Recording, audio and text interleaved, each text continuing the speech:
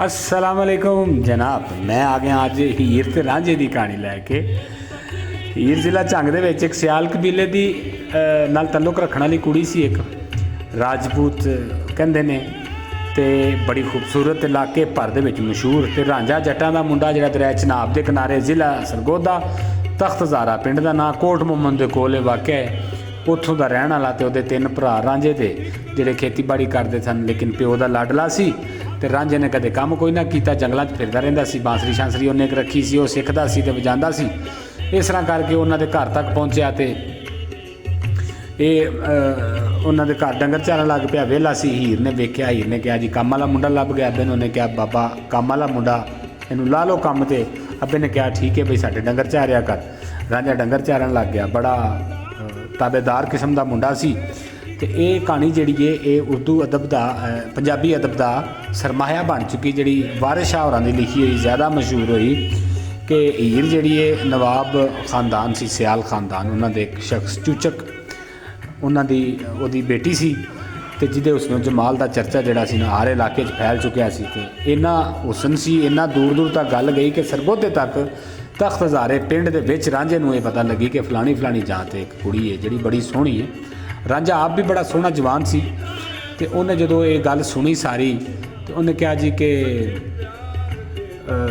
किहो जी होएगी, वेखनी चाहिए। इन्हां सोचां दे विच ही रांझे की भरजाई ने एक दिन उन्होंने ताना दिता कि कमाई तो करदा कुरदा कोनी, कि रोटी खांदियां विचों ऐब तो ढेर सारे कढ़ना है कि ऐ कच्ची है तो ऐ मर्चां ज़्यादा ने, ते नवाबी छड्ड दे।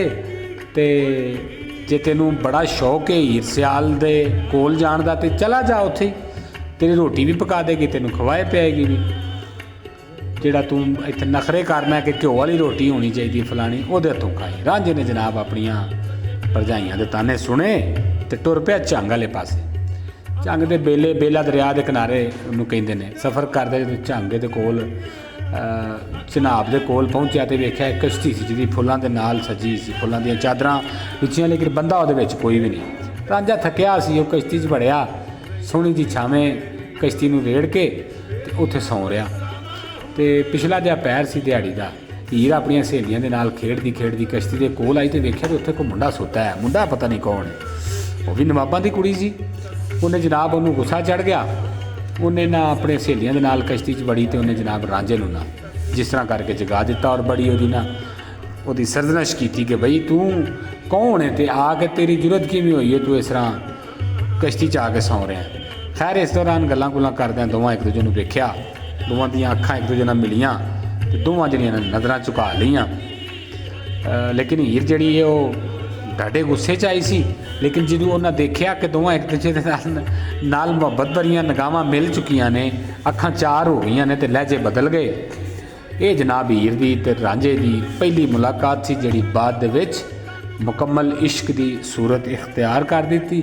चूचक ने हीर की सिफारिश से, चूचक जिहड़ा हीर का वालद सी, उन्हें हीर की सिफारिश से इनू मझां चारन वास्ते मुलाजम रख लिया। तो जनाब रांझा हीर दियां मझां लैके जंगल बेले जांदा सी। उत्थे हीर पिछों घ्यो दियां गुन्नियां रोटियां लैके ते चूरियां बना के उन्होंने खवांदी सी। दोनों का प्यार इन्ना वध गया कि दोवें एक दूजे तो बगैर रहना छड्ड गए, रह नहीं सन सकते। हीर का चाचा सी कैदो, जिहदी एक लत्त खराब सी, लंगड़ा सी। उन्होंने पता लग गया कि दोवें लुक लुक के मिलते ने। उन्हें चूचक नूं कहा कि हीर रांझे दे नाल इश्क मशूकी शुरू की उन्हें, तो खानदान की इज्जत का सवाल है, तो ये हीर अगर वो नाल तुर गई तो खानदान की इज्जत खराब हो जाएगी सारे दी, तो यदा कोई हल किया जाए। चूचक ने कैदों की गल सुन के आई गई कर दी। उन्हें कहा कि खैर है, कोई एडी गल नहीं, ये कोई एडी गल नहीं, किधरे नहीं जान लगी। एक दिन चूचक नूं कैदों लै आ क्या मैं तेनों विखाना। बेले विच दोवें मुलाकात करते पे सन, ते उन्हें चूचक नूं विखा दिता। चूचक ने घर वापस आके रांझे नूं नौकरी तो कढ़ दिता, ते हीर का रिश्ता सईदो कौम का एक खेड़ा सी रंगपुर का, उहदे नाल कर दिता। चूचक दीयां मझां जिहड़ियां रांझे की वंजली ते मस्त रहिंदियां सन, उन्हां रांझे की जुदाई वेखी ते उदास हो गईयां। खाना पीना दुध देना छड्ड दिता। दूजी तरफ रांझा जिहड़ा वो हीर वास्ते बड़ा बेकरार रहन लग पिया, जिहड़ी अपने महल दे विच डकी सी, ते बड़े ही उन्होंने भी इस तरह की कैफियत दे विच मुबतला सी। हीर दा निकाह खेड़े दे नाल कर दिता गया और वो डोली लैके रंगपुर चले गए। खेड़े हीर दी डोली लैके रंगपुर चले गए, लेकिन रंगपुर जाके भी उहदे दिल दे विचों रांझा ना निकलिया। उन्हें दिली तौर पर लिखण वाले लिखते हैं कि खेड़े नूं अपना खामन तस्लीम करन तो इनकार कर दिता। उत्थे हीर नूं एक राजदार सहेली जिहड़ी ਉਹਦੇ ਖਾਮਨ ਦੀ ਭੈਣ ਵੀ ਸੀ ਉਹ ਮਿਲੀ। ਉਹਨੂੰ ਬੜੀ ਤਸੱਲੀ ਹੋਈ ਕਿ ਇੱਕ ਕੁੜੀ ਐਸੀ ਹੈ ਵੇ ਜਿਹੜੀ ਮੇਰੀ ਗੱਲ ਸਮਝਦੀ ਹੈ, ਕਿਉਂਕਿ ਉਹ ਕੁੜੀ ਜਿਹੜੀ ਉਹ ਸਹੇਲੀ ਸੀ ਉਹ ਇੱਕ ਉੱਥੋਂ ਦਾ ਬੰਦਾ ਸੀ ਮੁਰਾਦ, ਜਿਹਦੇ ਨਾਲ ਮੁਹੱਬਤ ਕਰਦੀ ਸੀ। ਲੇਕਿਨ ਇਹਨਾਂ ਦੋਵਾਂ ਨੂੰ ਵੀ ਆਪਸ 'ਚ ਮਿਲਣ ਨਹੀਂ ਸੀ ਦਿੱਤਾ ਜਾਂਦਾ ਤੇ ਰਾਂਝਾ ਇੱਧਰੋਂ ਹੀਰ ਵਾਸਤੇ ਬੇਕਰਾਰ ਸੀ।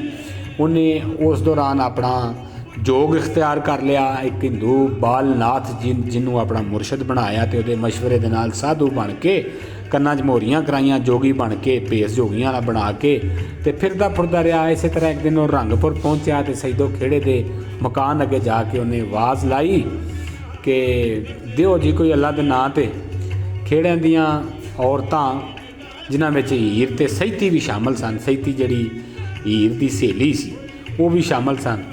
साधु नूं खराब देन बाहर निकलियां। हीर ने रांझे नूं पछाण लिया ते रांझे ने भी हीर नूं पछाण लिया। रांझे ने रंगपुरी डेरा ला लिया ते खराब दे बहाने हीर दा दीदार करदा रहा। आखिरकार हीर ने सईती दे नाल रल के प्रोग्राम बनाया जिहदे मुताबक हीर नूं सप ने वढ लिया ते हीर बेहोश हो गई है। तो नकैस सप दा इलाज जिहड़ा वो साधु दे कोल जिहड़ा रंगपुर दे बाहर डेरा ला के बैठा है उहनूं सदो। साधु नूं सद्या तो हीर ते रांझा एक कमरे च बंद कर दिता उन्होंने। तो साधु जिहड़ा जी वो मंत्रां दे नाल इहदा इलाज करेगा। तो सैती ने कमरे दे जिहड़ी उस कंध सी जिहदे विच बंद कीता उहनूं पिछले पासों उन्हें तोड़िया तो जनाब हीर ते रांझा दोवें उस कंध चों निकल गए, भज गए। सैती जिहड़ी वो भज के मुराद दे कोल पहुँच गई। इत्थों तक जिहड़े दास्तान गो या शायर ने वो सारे मुतफिक ने। उस तो बाद इख्तलाफात जिहड़े ने इस तो बाद जिहड़े मुहक्किकीन ने या जिहड़े दास्तान गो ने शायर ने उन्हां दे नाल इख्तलाफ है। कुछ कहंदे ने कि राजे नूं खेड़ियां जंगल विच फड़ के मार दिता, कुछ कहंदे ने दोवां नूं मार दिता, कुछ कहंदे ने तो दोवें झंग दे करीब पहुंचे तो सियाला ने इन्हां नूं मार दिता, कुछ कहंदे ने कि रांझे नूं कतल कर दिता गया। हीर अपने महल चली गई जिथों की लाश लभी। बहरहाल मुख्तलिफ गल्लां ने ते जिहड़ी कहानी है वो इहो ही है। मुख्तलिफ जिहड़े ने लिखण वालियां दे मुताबिक अज की कहानी सी हीर रांझा। जिउंदे रहो, मिलांगे इंशाअल्लाह अगली कहानी दे विच।